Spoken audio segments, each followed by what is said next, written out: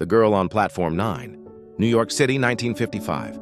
Every morning, the same sound filled Grand Central Station, the metallic sigh of brakes, the echo of footsteps, and the rustle of newspapers. Among the hundreds rushing to catch the 8:03 train to downtown Manhattan, one woman always stood out to Arthur. Her name, he later learned, was Helen Whitmore, an editor at a small publishing house in Brooklyn. But at the time, she was simply the girl on Platform 9, the woman with chestnut hair tucked neatly beneath a beret, always reading a book before the train arrived. Arthur was a painter, though not yet a successful one. He carried a sketchbook wherever he went, capturing fleeting moments, a child chasing pigeons, a man lighting a cigarette, a woman lost in thought. One morning, as he waited for his delayed train, his pencil found her face. The line of her jaw, the slight curve of her lips, the calm intensity in her eyes, all of it seemed to tell a story he could not yet name. He finished the sketch just as the train screeched into the station. Helen stepped aboard, unaware that she had become the center of a stranger's canvas. The next morning, Arthur returned to the same spot.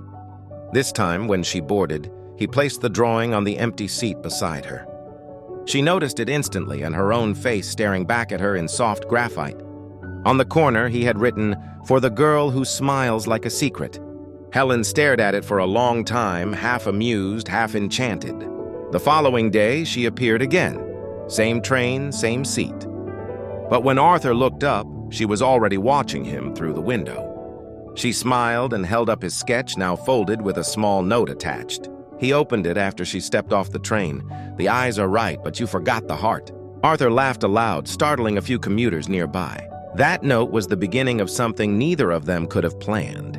The next morning, he brought a new drawing, this time a more careful one, capturing not just her features but her warmth, the light in her expression. When he showed it to her at the platform, she blushed. "Better," she said softly, "but I think you might need another sitting." That was their first conversation. Over the weeks that followed, coffee shops replaced train cars, and sketchbooks replaced small talk. Helen read to him from the manuscripts she edited, poems about love, loss, and the ordinary magic of daily life.